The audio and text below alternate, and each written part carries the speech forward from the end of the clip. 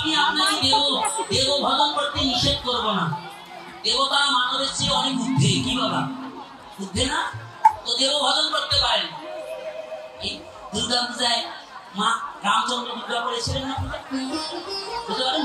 অনেকে বলে ঢাকায় বলছি কিন্তু দাদা রামচন্দ্র ভগবান দুর্গা পূজা করতে আমার নিষেধ করেন। আরে বাবা নিষেধ করেন না। মা হলো দুর্গতি নাশিনী। কি নাশিনী? দুর্গতি নাশিনী।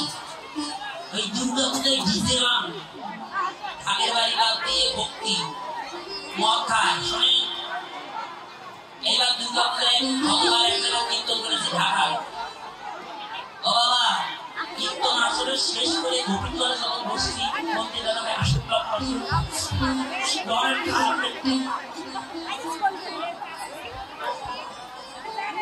রাম রাম রাম। দাদা ভয় করেন কে? আমার পাওয়া আর শক্তি নেই আপনাকে ঘরে।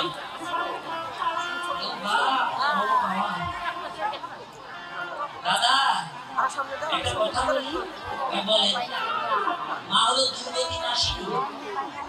এই মদ খাইয়ে দেহ অপবিত্র অবস্থায় মায়ের চরণে পুষ্প দেবেন, আপনার উন্নতি হবে না আপনার অবনতি হবে। দাদা তাই মদ খাওয়া যাবে না। মদ কেন? একটা সিগারেট খাওয়ার বিধান দেয় নাই সনাতন ধর্ম। কোন ধর্ম নেশাকে আশ্রয় দেয়নি। দিয়েছে এই মায়েরা মা হলো দুর্গতি নাশিনী। ভক্তির দ্বারা মায়ের চরণে পুষ্প দেন, মায়ের কাছে ভক্তি চান। কি ভক্তি? মা তুমি আমার এই দেহে অঙ্গ প্রত্যঙ্গে যে অকলুষতা আছে এগুলোকে বিনাশ করে দাও, আমাকে নীরব দেহ দাও। সেই নীরব দেহ সুন্দর সুস্থ মন নিয়ে যেন আমি রাধা গোবিন্দের জীবন ভজনা করতে পারি।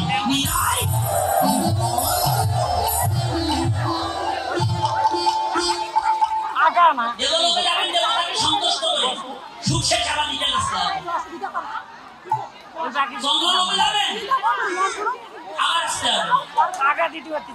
সূর্যলোকে যাবেন আবার আসতে হবে। যতদিন না পর্যন্ত সাধু সঙ্গ ভক্ত সঙ্গ করে গুরুচরণ আশ্রয় করে ভগবানের জীবন চরণ সেবা অধিকার লাভ করে কৃষ্ণ ভজন করে যদি দেহ ত্যাগ করতে না পারে তাহলে আপনার যেতে হবে আর আসতে হবে। তাই গৌর হরি বল। তাই বঙ্গমূলক ভাব সরভায় বঙ্গমূলক